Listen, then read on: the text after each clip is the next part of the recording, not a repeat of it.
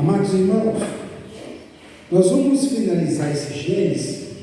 Nós estamos entrando no Êxodo, então nós vamos finalizar o Gênesis para a gente entrar de vez no livro de Êxodo. E para entrar aqui no livro nós vamos abrir a palavra de Deus, Gênesis 49, versículo 8. Gênesis, capítulo 49, versículo 8. Nós vamos finalizar esse Gênesis agora, para nós passar para o Êxodo. Glória a Deus, aleluia. Louvado seja o nosso Deus. Glória a Deus, aleluia. Glória a Deus. Então, todo mundo já abriu aí? É Gênesis capítulo 49, versículo a partir do 8. Está escrito assim: é a bênção de Israel sobre seus filhos. E está escrito assim: Judá, Israel falando com seu filho Judá. Judá, a ti louvarão os teus irmãos, e tua mão será sobre o teu pescoço e dos teus inimigos. Diante de ti se inclinarão os filhos de teu pai. Judá é o leãozinho. Subistes depressa, filho meu, encurva-se e deita-se como leão, e como a leoa quem o despertará. O cetro não se arredará de Judá, nem o bastão de autoridade entre seus pés, até que venha Siló, e ele obedecerão todos os povos. Agora nós vamos passar para o versículo 27. Aqui nós lemos Israel abençoando seus filhos. Gênesis 27? Não, capítulo 49,5. Nós estamos no capítulo 49. Nós vimos a bênção sobre Judá. Agora nós vamos ler sobre Benjamim. Versículo 7, está escrito, nós falamos assim com Benjamim. Benjamim é lobo que despedaça. Pela manhã devorará a presa, e à tarde repartirá o despojo. Amém. Amados irmãos, a Bíblia, a palavra de Deus, ela é tão maravilhosa que aqui Israel, que nasceu 2006 antes de Jesus, chega diante de seus filhos e começa a abençoá-los. Mas Israel ali, ele foi apenas a boca para o Espírito Santo ministrar essa bênção, porque não tinha como Israel ou Jacó saber que da tribo de Judá ia sair reis e mais reis e mais reis, e o principal rei que seria o Messias. Ele não teria como saber isso. Agora, quando você vê Davi com 17 anos, ele já tinha matado o leão, tinha matado o urso, e Deus manda Samuel ir à casa de Jessé para escolher o rei. Samuel chegando ali, viu lá 7 filhos altos, bonitos, e Samuel foi logo correndo para derramar o óleo no primeiro. Era alto, bonito. Deus falou: Samuel, não é este. Aí Samuel passou para outro: não é este. Samuel passou para outro: não é este. Quando chegou no 7º, não é nenhum deles. Samuel falou assim: ah, Jessé, você tem mais filho? Ah, tem mais um. Tem mais um. Manda chamá-lo. Ninguém vai sentar aqui na mesa antes de chegar. Por que Samuel falou isso? Porque só tinha um. Então Samuel, agora pela psicologia, pela inteligência, ele sabia que era esse que ia chegar, é que Deus queria que fosse ungido. Porque Deus falou para Samuel: Samuel, vocês olham a aparência, Samuel, mas eu olho no interior. Então, ou seja, Deus olhou no interior de todos ali, no coração, na alma, e nenhum estava apto. Mas o que estava pastoreando, o mais novo, 17 anos, aquele que Deus queria. E Davi, é ungido rei, o Samuel, passa poucos dias, o seu pai, Jessé, manda ele ir lá no acampamento, levar mantimento para os seus irmãos, que as famílias mantinham os seus soldados. Quando ele chega lá, ele vê um filisteu de 3 metros de altura humilhar o exército de Israel, porque ele estava desafiando de manhã e de noite, procurando um lutador para lutar com ele. Quando ele escuta aquilo, ele fica muito admirado. Ele fala: peraí, mas quem é esse incircunciso para falar assim do Deus de Israel? Ele se prontificou imediatamente. Quando ele falou com o rei Saul, falar em rei Saul, a palavra Saul e Saulo é a mesma coisa no hebraico. Saul no hebraico é a mesma coisa. Ele se foi até o rei e falou: eu quero lutar contra esse gigante. Não, mas você é apenas uma criança e tal. Não, eu já matei o leão, já matei o urso, eu posso lutar. Colocaram aquela armadura de soldado nele, estava pesada. Ele rejeitou, porque se você tiver a unção do Senhor, como ele sabia que ele tinha, não precisa de armadura de soldado, precisa só de fé no Senhor. E isso ele tinha. Ele sabia que ele tinha sido ungido a rei. Nada poderia matá-lo sem a vontade do Pai. Ele foi com toda a confiança no Senhor. E ele mata aquele gigante fácil, com a ajuda de Deus, né? Fácil, porque ele sabia que Deus estava com ele. Mas quando acontece isso, já tinha 23 anos que Saul era rei sobre Israel, e as mulheres começaram a cantar. Saul matou milhares, mas Davi matou seus 10 milhares. Aquilo despertou a inveja, aquilo despertou ciúme muito grande no rei. Agora ele quer matar Davi, e ele arma várias emboscadas. Ele dá ordem para matar, dá ordem para o seu exército matar, e ele começa a tentar matar, e ele não conseguiu. Sabe por que ele não conseguiu? Por causa desse texto que nós acabamos de ler. Nós não lemos aqui que Judá é leão. Não lemos aqui que Benjamim é lobo que despedaça a presa. Saul é da tribo de Benjamim. Davi é da tribo de Judá. E não tem jeito de lobo matar leão. Não tem jeito de acontecer isso. E não aconteceu. Todas as tentativas de Saul fracassaram. Porque Davi, ele nunca perdeu nenhuma batalha, porque ele confiava no Senhor. Mesmo que ele tivesse um menor número, ele sempre prevalecia, porque, primeiro, ele não ousou tocar no ungido do Senhor. Isso é muito importante, a igreja entender que nós não podemos tocar no ungido do Senhor. O pastor vai viajar, o Eliseu agora vai ficar no lugar dele. O Eliseu é ungido para ficar, para substituir outro ungido. Não pode tocar. Irmãos, nós não podemos tocar em ungido do Senhor de igreja nenhuma. Isso não pode, não deve. Toda pessoa que é ungido tem que ter o respeito, porque Deus está no meio.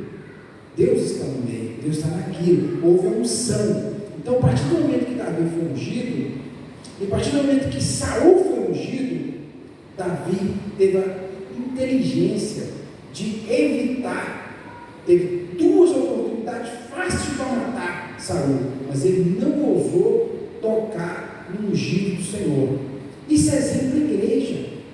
Nós temos que entender que isso é um exemplo, que se Davi não tocou no ungido, por que a igreja vai tocar no ungido?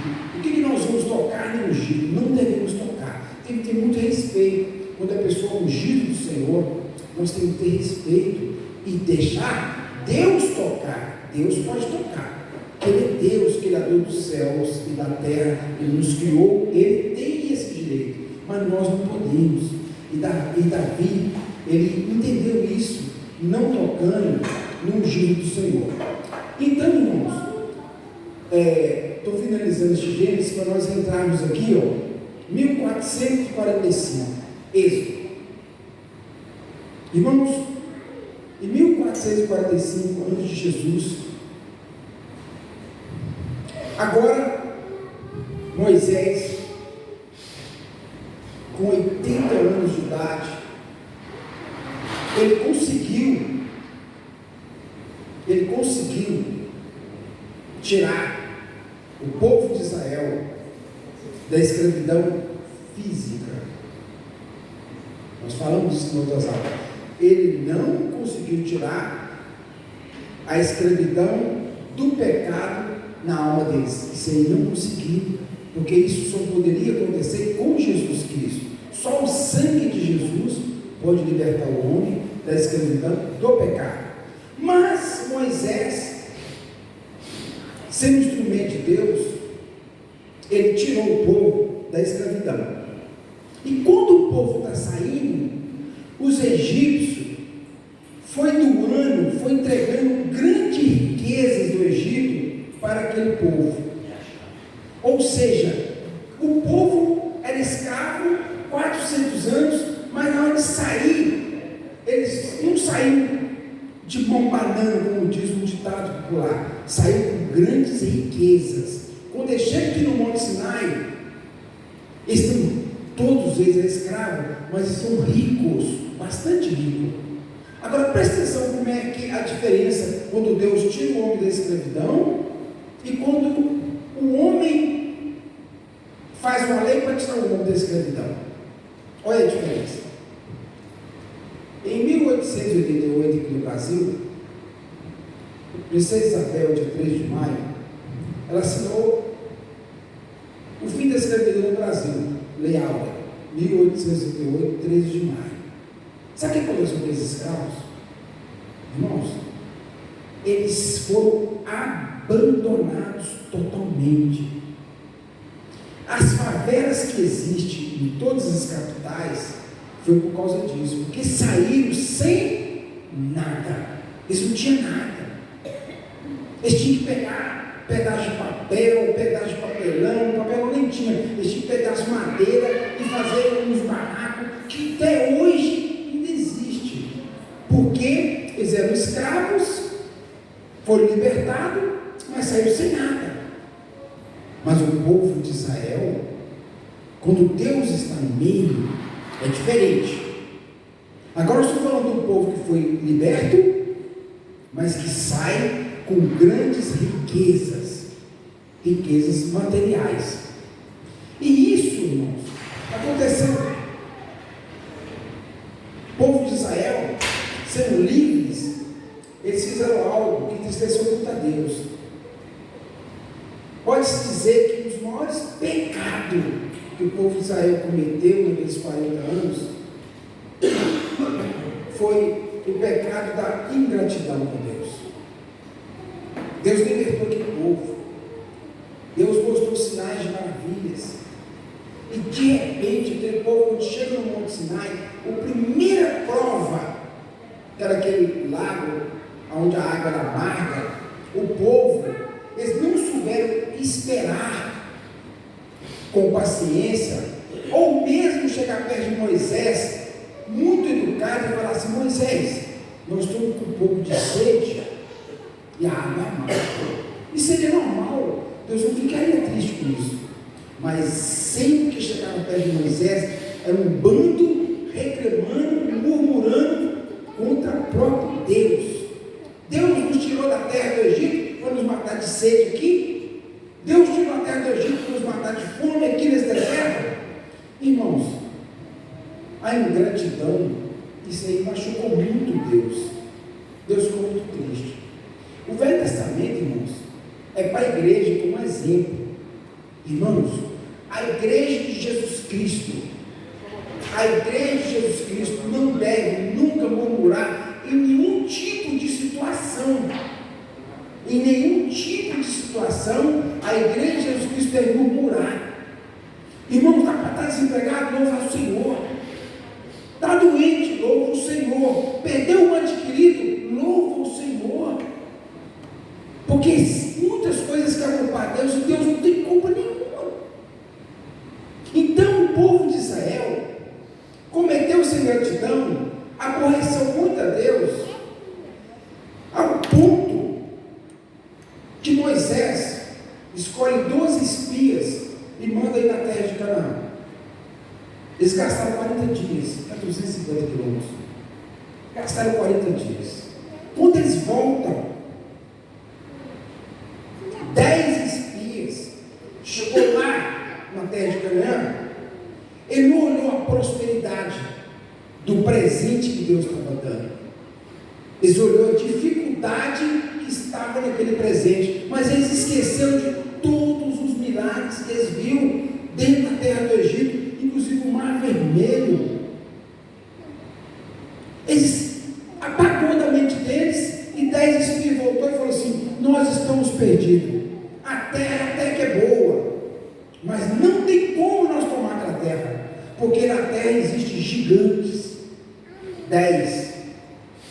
Caleb e Josué falaram: não, aqui ó, um cacho de uva tem 2 homens para carregar. A terra é abençoada e nós podemos ir, que a terra será nossa, porque era a promessa do Senhor.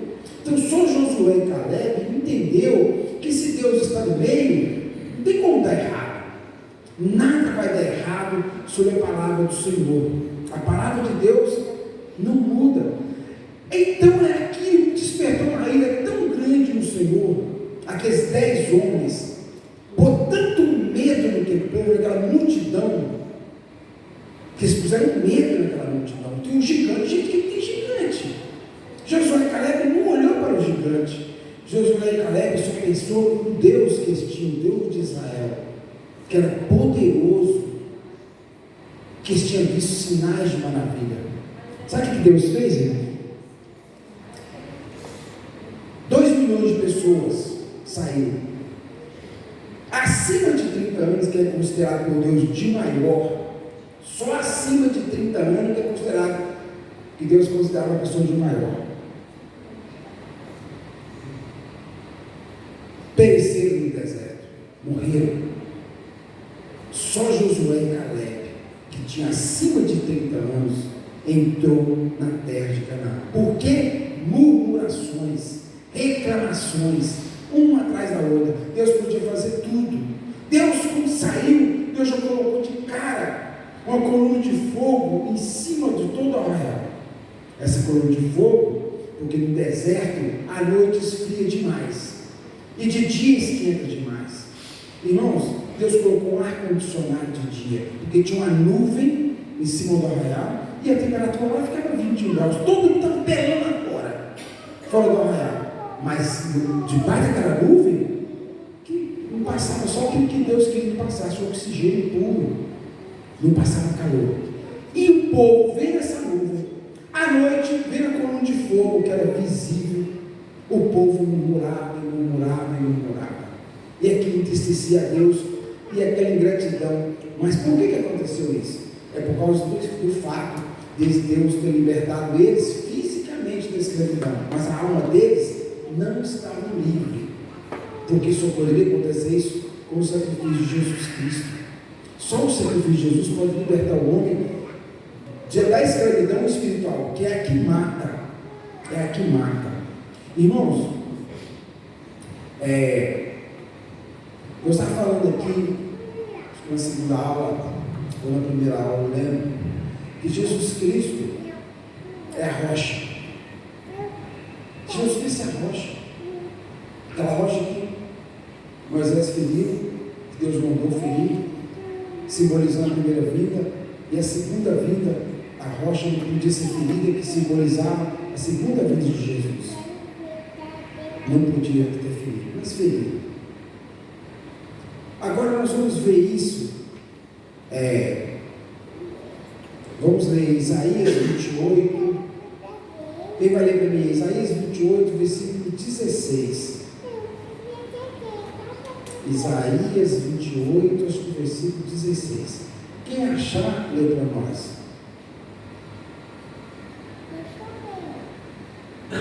Está de óculos de mão, né? De óculos?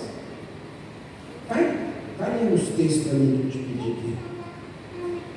Esse não, esse para achar que o Neto vai ler. Isaías 28, 16. Mas eu vou te pedir outras coisas. Glória a Deus, aleluia. Louvado seja o nosso Deus. Tem também?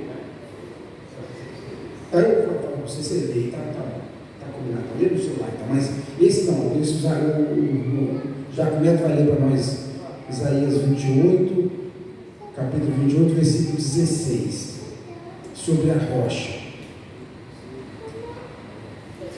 Glória a Deus, aleluia. Louvado seja o nosso Deus.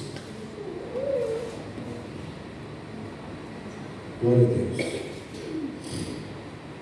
Leia, Portanto, assim diz o Senhor Jeová: eis que eu acendei em Sião uma pedra já provada, pedra preciosa de esquina, que está bem firme, é fundada, aquele que crê não se apressa.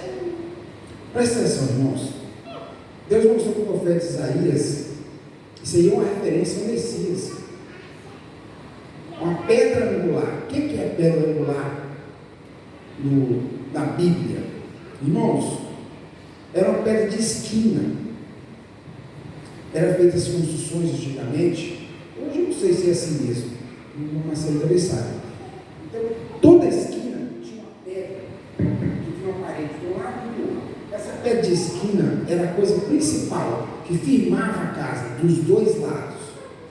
E aqui, Deus está falando com Isaías, mostrando para Isaías, em Sião é uma referência a Jerusalém. E essa pedra angular que Isaías está falando é sobre Jesus Cristo. Ou seja, quem crê nessa pedra angular, quem acreditar nessa pedra angular, não ficará perdido. Agora, por que nós estamos falando sobre isso? Por causa de Mateus 16, versículo 18. Aqui, irmãos, há um erro. Muitas pessoas entendem esse texto muito errado. Mateus 16, versículo 18. Leia. Portanto, eu lhe digo: você é Pedro, e sobre esta pedra construirei a minha igreja, e nem a morte poderá vencê-la. Fique em pé aqui de cá, faça bem. Irmãos, esse texto, não somente a Igreja Católica ensina totalmente errado, porque tem até alguns pastores que entendem esse texto errado. Jesus vira para Pedro e fala assim: Pedro, você é Pedro. Essa pedra que Jesus está falando aqui, a referência a Pedro, é pedra pequenininha, são pedregulhos. É como se os dois brincam. Jesus está falando assim: ó, Pedro, você é uma pedra pequenininha. Você é uma pedra pequenininha. Sobre essa rocha, essa rocha aqui, Jesus, sobre essa rocha, Jesus, eu edificarei a minha igreja. Ou seja, sobre Jesus é a rocha que Isaías falou. Pode sentar. Jesus é a rocha. Então, quando fala assim, essa rocha, o pronome, Jesus está falando dele. Então, muita gente que pensa que está falando que Jesus, jamais algum homem aqui na terra poderia ser essa rocha, pedra angular. Não tem condições de ser, porque há falhas, os homens são falhos. Então, a igreja nunca poderia ser edificada sobre um homem, sobre um apóstolo. Então, Jesus está falando assim: Pedro, tu é uma pedrinha pequenininha, Pedro. Agora, quando fala sobre essa rocha, Jesus fala sobre ele é a rocha. Jesus é a pedra angular. Jesus é a pedra da esquina, que sem ele não tem jeito. Agora, quem vai ler Atos 4? Quanto a isso, é muito fácil de definir, o próprio Jesus disse: sobre essa pedra edificarei a minha igreja, e as portas do inferno não prevalecerão contra ela. Não há como as portas do inferno não prevalecer contra o homem, um homem comum, um homem qualquer. Exatamente. O próprio Pedro pecou negando Jesus, o próprio Pedro pecou dando lugar ao diabo quando chegou, querendo tirar Jesus do propósito. Certo. Entendeu? E quando a Bíblia fala, a Bíblia não se refere a Jesus como rocha, não só nesse versículo, mas desde o início do tempo. A própria rocha. Então, tipo assim, não há como uma pessoa hoje, em pleno dia de hoje, consegue assimilar um ser humano qualquer, como se fosse a rocha que foi edificada a igreja, a pessoa totalmente desprovida de... Quando você está no catolicismo, o que ele ensina? Não, com certeza, lá é ensina. Mas hoje em dia, uma pessoa... Até extraordinariamente. Não, mas eles continuam com essa mente mais fé, mas eles ensinam que quando fala essa pedra, Jesus estava falando que a rocha seria Pedro, não é. Agora, Atos 4, versículo 11, quem vai ler? Atos 4, versículo 11.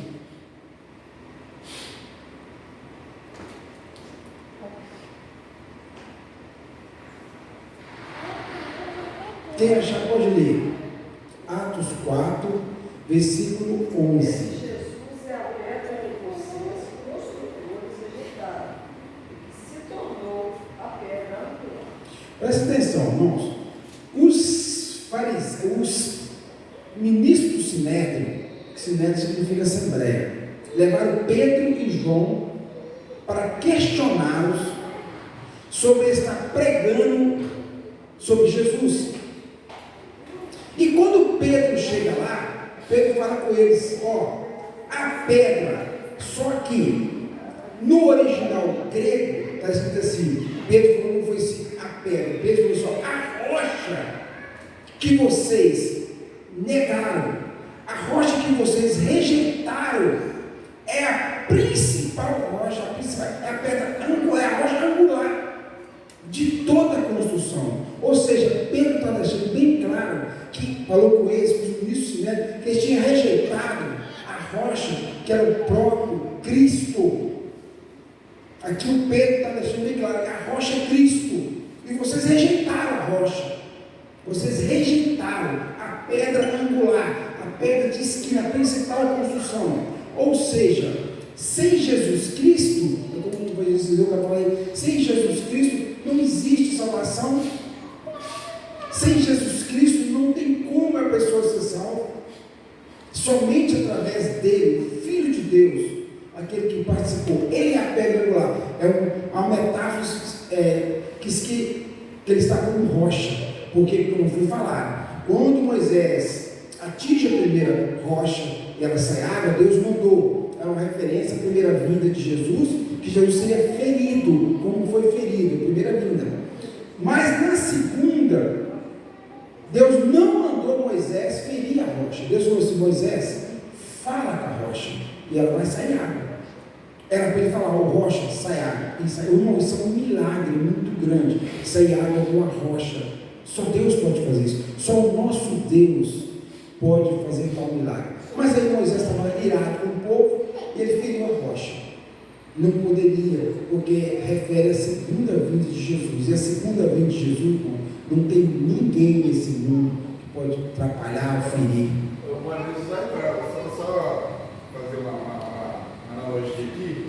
A Bíblia fala que, olha como é que o poder do ser humano sobre uma outra pessoa, ela pode ser devastadora. Olha só como é que são. A Bíblia fala que quando Miriam e Arão se levantaram contra Moisés, mas não, antes disso, a Bíblia fala que Deus chegou para Moisés e falou, traz Miriam e Arão à porta do templo, do tabernáculo, eu vou para essa coisa.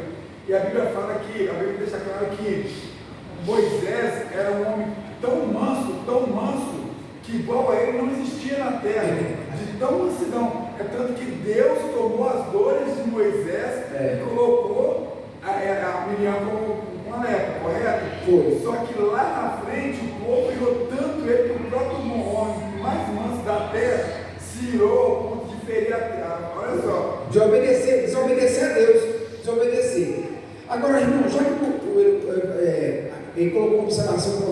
presta atenção. Moisés, quando nasceu, Deus guardou ele no palácio, para onde vinha a ordem para matá-lo. Deus guardou ele lá. Mas não foi só para isso, não. Foi para guardar? Foi. Mas Deus precisava que Moisés adquirisse cultura, conhecimento, saber escrever, conhecer as línguas daquele tempo. E ele aprendeu isso tudo. Então ele saiu, ele vai e mata o Egito com 40 anos. Agora Deus precisava de outro ensinamento. O ensinamento que acabou de dizer. Agora Deus coloca 40 anos cuidando de ovelha. Nesses 40 anos cuidando de ovelha, ele aprendeu essa mansidão que o evangelista Eliseu acabou de citar.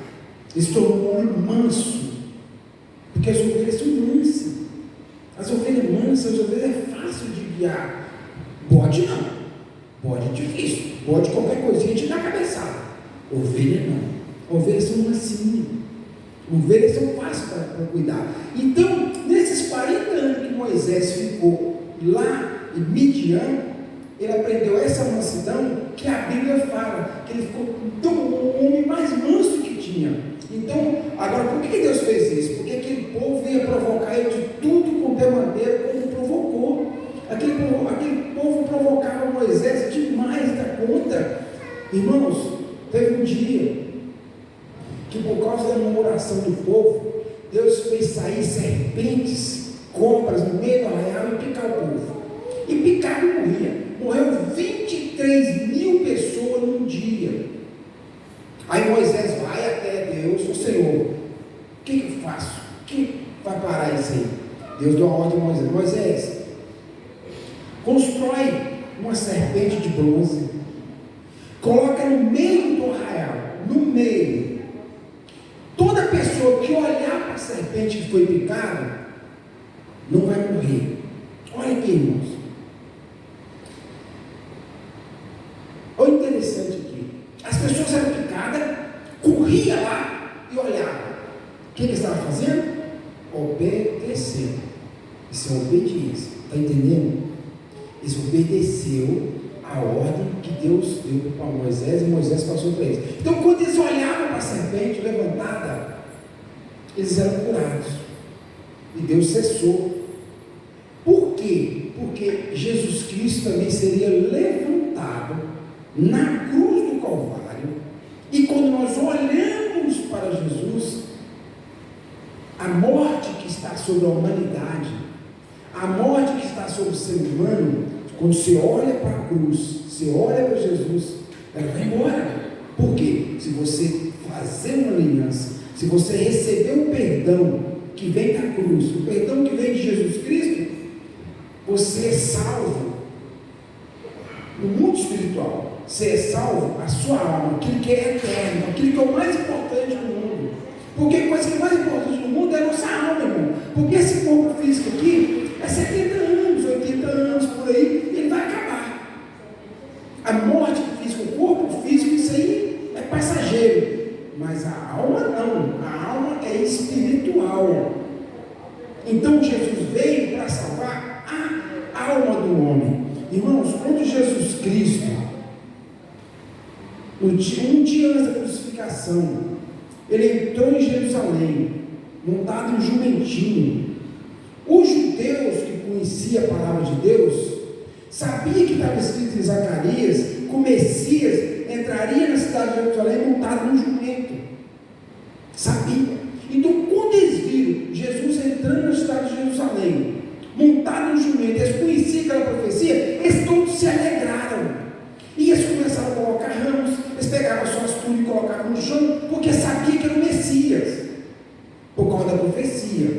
Aí eles começaram a gritar: Hosana, Hosana, Hosana, salva-nos, salva-nos. Ô irmãos, Jesus Cristo ficou por dentro, podia estar até rindo do pessoal ali, com a recepção, mas por dentro Jesus estava chorando. Por quê? Porque estava gritando: salva-nos do Império Romano. E Jesus veio para salvar a alma deles do inferno. É algo muito mais profundo. Jesus veio salvar a alma deles. Mas eles estavam gritando: salva-nos. Só não está escrito Império Romano, mas era do Império Romano. Eles entenderam que o Messias ia vir e ia salvar eles do Império Romano, porque a profecia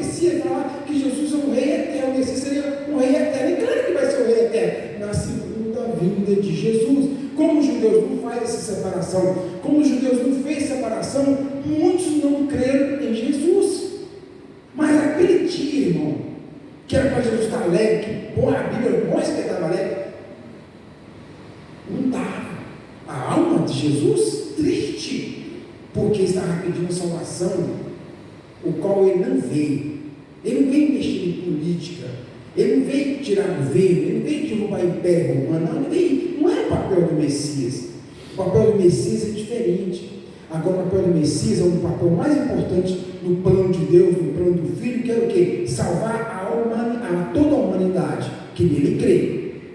Para isso que era o Messias. Porque Deus não queria agora que só o povo de Israel fosse o seu povo. Não. Deus queria uma salvação para todo aquele que crê. Por quê? Deus tinha prometido para Abraão, através de ti será bendito todas as nações da terra. Irmãos, há uma promessa que Deus fez para Abraão. Ela se cumpriu em Jesus. A partir de Jesus Cristo, não existe mais povo de Deus. A partir de Jesus existe um corpo de Cristo em todas as nações. Todas as nações, nós nos tornamos um corpo de Cristo. Todo mundo que crê em qualquer nação se torna um corpo de Cristo. Por que é importante nós estarmos congregando o máximo que puder? Porque dentro da igreja nós somos o corpo de Cristo. E Jesus é o cabeça, e nós estamos recebendo o sangue de Jesus sobre nossa vida no mundo espiritual. No mundo espiritual, irmãos, o sangue de Jesus está descendo. No mundo espiritual, o sangue de Jesus está descendo até o dia do arrebatamento. Então, quando Jesus olha para nós, em vez de ver nossas falhas, quando Deus vê nossas falhas, que são muitas, Ele vê o sangue. Então, nós temos que estar. Quando a pessoa desvia do Evangelho, ou eu fui desviado, mais de 20 anos desviado, e louvo o Senhor, que a coisa mais importante da minha vida foi quando 3 anos e atrás, Deus me resgatou novamente, Deus me trouxe novamente. Quando Deus me trouxe, eu cheguei a pensar o seguinte, eu disse, professor de seminário em Belo Horizonte, jamais eu vou voltar da aula, porque Deus não vai permitir isso, porque eu desviei. Então eu cheguei aqui na igreja, fiquei aqui na igreja 1 ano, 2 anos. Quando o pastor foi viajar, ele me chamou e falou assim, irmão, eu vou para os Estados Unidos e você vai assumir a mesa. Aí que eu fui e contei para o pastor, já que eu estou me convidando para assumir a mesa, eu vou falar algo para o senhor que ninguém vai lá sabe. O quê? Em Belo Horizonte, eu fui professor de seminário.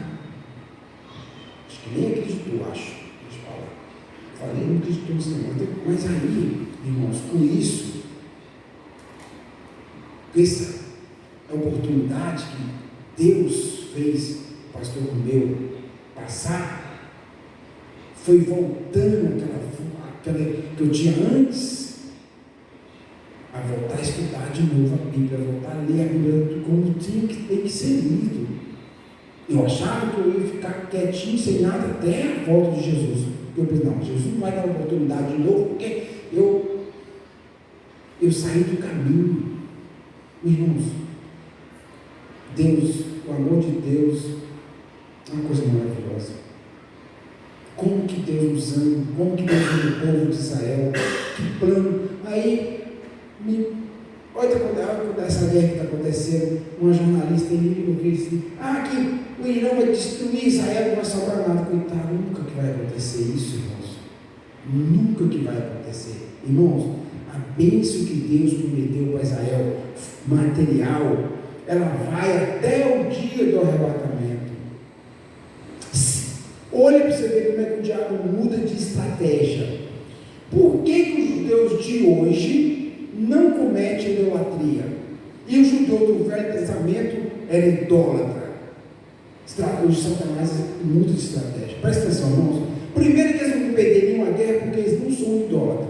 O povo de Israel, depois de Cristo, eles não cometeram mais idolatria. Eles não adoram outros deuses. Então, por causa disso, jamais eles vão perder guerra. Não tem condições de perder guerra. Porque eles não cometem idolatria. Satanás faz com isso para eles perderem a salvação? Coloca na cabeça deles que Jesus não é o Messias. Vai ser salvo. Enquanto os judeus não aceitar Jesus Cristo como o único Senhor e Salvador, que vai ocorrer em breve, eles vão aceitar. Hoje só tem 10% de judeus messiânicos, judeus que creem que Jesus é o Messias. Tem 10%. Mas esse número vai aumentar. E muito da agora para frente. Muito, vai aumentar muito. Porque Deus vai enviar 2 testemunhas, vamos estudar isso aqui no Apocalipse. Vai pregar para eles e eles vão aceitar uma grande quantidade. Então, deixa como é que Satanás muda de estratégia, irmãos. Velho Testamento, Satanás voltava com eles para cometer idolatria, Deus afastava deles, as nações vinham, vencia eles, eles perdiam. Várias vezes foram derrotados. Porém, no Novo Testamento, agora, em 1948, não, vou começar lá de trás. Irmãos, no ano 70, Geraldo destruiu Jerusalém, destruiu o templo, e o povo foi espalhado, ficou só um pouquinho lá. Esse pouquinho que ficou, no ano 132, o general Adriano acabou de espalhar o resto dos judeus lá e deu aquela região toda para os filisteus da época, filisteus, os árabes que moram lá. E o povo ficou quase 2.000 anos afastado de Jerusalém. Porém, em 1948, Israel tem o direito de ser chamado de nação de novo. O voto mineiro foi tanto brasileiro, Oswaldo Aranha, da ONU, votou que sim. E agora aquele povo volta. Um povinho, pegaram a Palestina, 18% da Palestina, e deram para o povo de Israel, e os árabes ficou com 82% em volta. 82%. Na hora que eles chegam lá, sem arma, sem dinheiro, sem equipamento, sem nada, no outro dia, 5 países tentam destruir aquele povinho. 5 países. E eles lutaram um ano. E eles venceram. Tem lógica no interesse? Não tem lógica, mas Deus estava com eles, Deus está com eles e vai proteger. Então, se juntar o mundo inteiro contra Israel, vai perder. Não tem como, vai perder. Porque eles não cometem idolatria, então nenhuma nação pode subjugá-los. Irmãos, Deus protege o povo de Israel, Deus vai salvar esse povo, e Deus tem grandes planos. Olha para vocês verem. O rei Assuero, que é Pérsia, tinha um primeiro-ministro chamado Amã, que era malequita. Deus deu uma ordem. Deus falou para Samuel, vai lá e falar com Saul, para destruir todo o acampamento, toda a cidade dos amalequitas, mas não é para deixar nada vivo. Por que Deus deu essa ordem? Irmãos, quando o povo saiu de Israel, 2 milhões de pessoas, era assim, ó, eles iam caminhando. Porém, os jovens mais fortes, lá na frente, né? E atrás ficava quem? Os idosos. Atrás ficava quem estava debilitado. Eles tinham acabado de sair do Egito, e atrás daquela rabeira ficou os idosos, pessoas velhas. E os que têm mais saúde, lá na frente. Os amalequitas que nunca plantaram, que viviam só de roubo, só de saque, foi lá naquela traseira e matou alguns israelenses. E Deus não esquece. Passou-se 40 anos, passou o tempo dos juízes, mais 360, 400 anos, totalizando 400 anos. Agora vem o tempo do rei Saul estava desobedecendo a Deus demais. Deus já estava chateado com o rei Saul. Mas aí, Deus falou com Samuel: Samuel, fala com Saul. Teve alguma situação que Deus queria, Moisés pediu passar desse povo de Deus? Negou. Não foi os amalequitas, não. Foi outro povo. Foi os moabitas. Não foi os amalequitas, não. Tem esse povo também. Tem. Deus também queria Descendente de Ló. Não, mas aí não foi eles que atacaram. Deus ficou chateado com os amalequitas, porque eles eram assassinos, idólatras, matavam neném, sacrificavam, e ainda atacou o povo de Deus, os rabeiras. E Deus atacou, mas Deus esperou 415 anos, que Deus não esquece, né? E Deus foi falando com Samuel: a ordem, eu estou muito triste com o rei, mas dá uma ordem para ele, vamos ver se ele obedece agora. Eu quero a destruição dos amalequitas, destruição total. Nem os animais vieram para ficar vivos, nem os animais, nem criança, ninguém. Uma vez uma pessoa me perguntou isso, até um ateu: por que Deus manda matar criança, Deus manda matar velho? Deve estar enganado, não é assim não. Deus mandou tirar as nações de Canaã porque eles eram assassinos de criança. Ao contrário, eles pegavam criança e adoravam e jogavam vivo no fogo para seus deuses. Eles sacrificavam crianças, eles eram assassinos. Por isso que Deus não queria que o povo de Canaã ali. É o contrário. Então chegou o juiz de Deus e passou a ordem para Samuel. Samuel passou a ordem para Saul. Saul foi lá, atacou o acampamento, pegou os animais, muitos fugiu, inclusive Amon fugiu, e ele tinha que mandar atrás daqueles que fugiram. Ele não mandou: não, fugiu, nós já resolvemos aqui, tá bom. Não tá bom, porque esse Amon que fugiu acabou o horário. Vamos fazer oração final, que já acabou.